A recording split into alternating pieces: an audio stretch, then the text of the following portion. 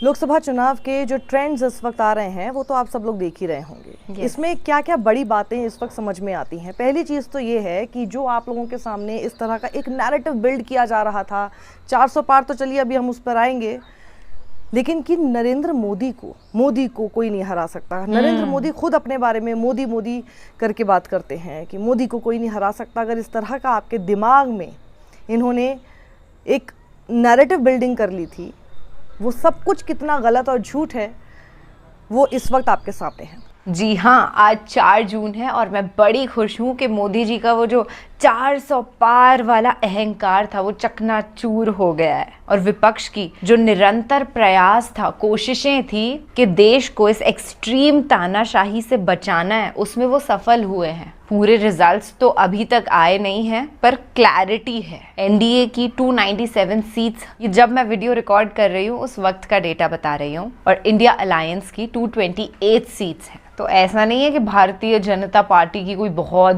भयंकर लहर चल रही थी। इस बार देश जागरूक भी हुआ है। वो 2014 या फिर 19 वाली बात नहीं है। हे हाय हेलो नमस्ते जी, सत श्री अकाल, अस्सलाम वालेकुम। मैं निधि शर्मा इंडिया से। और अंध भक्तों को बड़ी टेंशन थी कि ये भाग जाएगी, 4 जून को नजर नहीं आएगी। और अभद्र भाषा तो इतनी होती है जैसे इन ब्लाइंड फॉलोवर्स को, मोदी जी का चश्मा पहने हुए अंधे मुरीदों को ढंग से अच्छी भाषा में, तहजीब अदब में बात करना तक नहीं आता है। जब ये लोग इतने मूर्खतापूर्वक तौर तरीके से बातचीत करते हैं तो इनका सरदार तो इनसे भी ज्यादा भड़कर होगा, और वो मोदी जी के भाषणों से साबित हो ही गया था। खैर फिलहाल हम साक्षी जोशी जी, जो कि देश की एक सच्ची पत्रकार हैं, मैं इन्हें दिल से सलाम करती हूँ कि ये सालों साल से लगी हुई हैं ट्रू जर्नलिज्म में। तो इनका एनालिसिस हम देख लेते हैं, उसके बाद अपनी कॉन्वर्सेशन को कंटिन्यू रखेंगे। बात हार जीत की नहीं है, बात यह है कि कितनी सीट दोबारा से, अभी क्योंकि अभी तो ट्रेंड्स आ ही रहे हैं,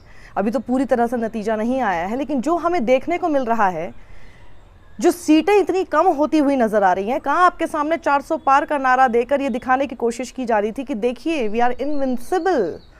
पहली बार में 282 लेकर आए थे, दूसरे टर्म में 303 लेकर आए थे, और इस बार तो 400 पार कर जाएंगे। नहीं, 330 से कितनी नीचे इस वक्त, अगर मैं इलेक्शन कमीशन की वेबसाइट देख रही हूँ तो वहाँ पर कुछ 242 के आसपास भारतीय जनता पार्टी इस वक्त दिखाई दे रही है। और इंडिया अलायंस की जो सीटें हैं वो 200 पार कर चुकी हैं।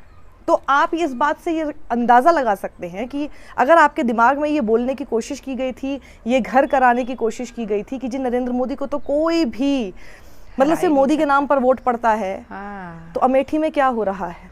स्मृति ईरानी, जी हाँ, इस वक्त सबसे ज़्यादा चर्चा अगर किसी सीट की हो रही है तो वो स्मृति ईरानी की उस अमेठी सीट की हो रही है, जिसे पूरा राहुल बनाम स्मृति ईरानी करने की कोशिश तो की गई थी। लेकिन कांग्रेस को उसके इस डिसीजन को लेकर, हमने भी, कई पत्रकारों ने ये बात कही थी कि नहीं, राहुल गांधी को मैदान में खड़ा करना चाहिए था। लेकिन आज जो नतीजे सामने आ रहे हैं उसे देखकर ये बात मानी जा सकती है कि उनकी स्ट्रैटेजी कितनी सही थी। किशोरी लाल शर्मा ऑलमोस्ट 50,000 वोट से आगे चल रहे हैं।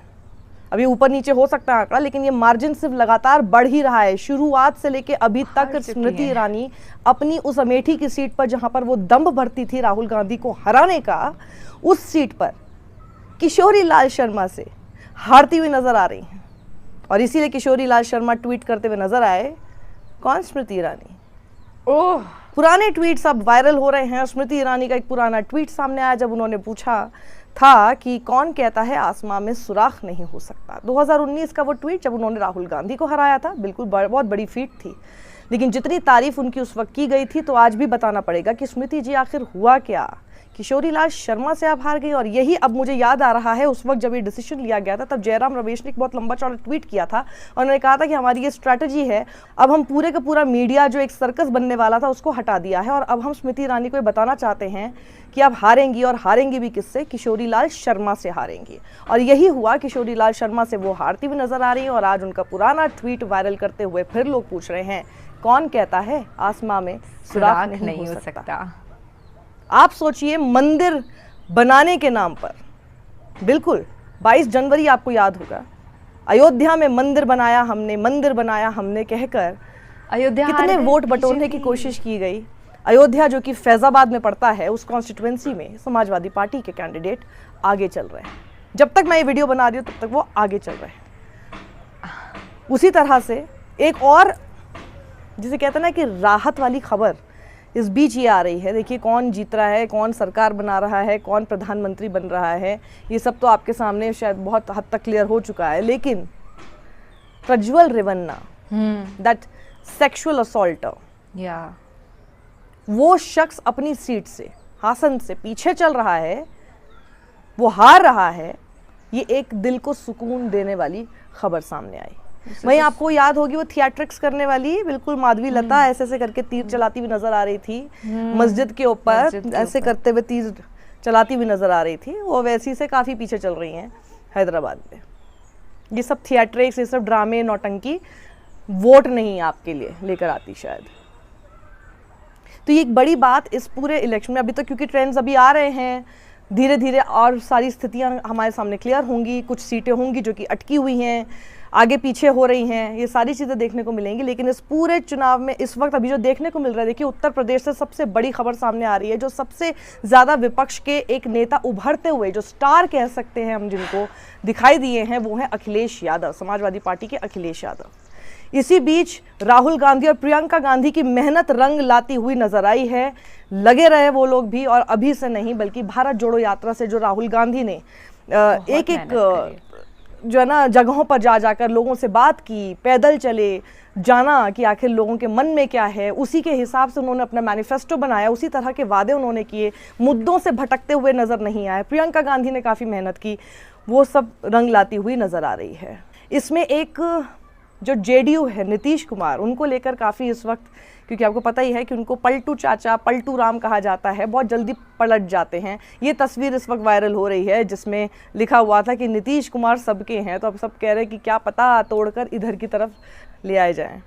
आ सकते हैं, नहीं भी आ सकते, कोई नहीं जानता, सब नीतीश बाबू ही जानते हैं कि वो क्या करने वाले हैं। वहीं टीडीपी भी एक किंग मेकर के रूप में नज़र आ सकती है अगर सिचुएशन उधर की तरफ जाती हुई नज़र आए तो। इस वक्त मैं फिर कहूँगी, जिस वक्त मैं वीडियो बना रही हूँ इस वक्त बहुत अर्ली भी होगा ये सारी चीज़ें कहना, लेकिन जैसे जैसे स्थिति क्लियर होगी, I am sure they must be in talks with all these leaders कि आखिर आगे क्या होने वाला है। अभी तक जो आंकड़ा है 243-42 तक जब बीजेपी आ गई है, कहाँ 400 पार कह रहे थे, और अपने 303 ही नहीं बल्कि पहले उस टर्म के 282 के आंकड़े तक भी भारतीय जनता पार्टी अपने दम पर नहीं पहुंच पाई है। अपने दम पर 240 के आसपास रह गई है सिमट कर, यानी हाफ वे मार्क तक भारतीय जनता पार्टी खुद नरेंद्र मोदी के बल पर नहीं पहुंच पाई है। क्या बोल रहे थे नरेंद्र मोदी आप लोगों के सामने? मैंने इन लोगों को 400 पार के नैरेटिव में अटका दिया, इनको समझ नहीं आया कि हमें तो सिर्फ 272 चाहिए, उसको हम क्रॉस कर जाएंगे। स्थिति क्या हुई? इन सबको कहना ये पड़ रहा है कि 400 पार नहीं हो सकती। ऑपोजिशन क्या कहता है? अरे यार, I just hate listening to him. उनको समझ ही नहीं आया कि कहां ले जा रहा हूं मैं। आप भारतीय जनता पार्टी क्रॉस करते हुए नजर नहीं आ रही है। आपकी इतनी बड़ी लीडर स्मृति ईरानी, इससे कहा जाता है कि जब अहंकार होने लगता है तो ऐसे नतीजे आते हुए दिखाई देते हैं।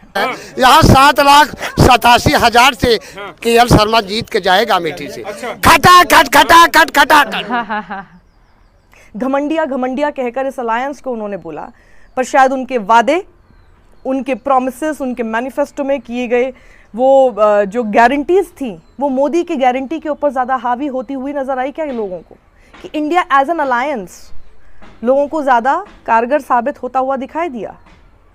किसी को नहीं पता है, या किसी को नहीं पता था कि इंडिया अलायंस अगर सरकार में आ भी जाता है तो प्रधानमंत्री आखिर कौन होगा।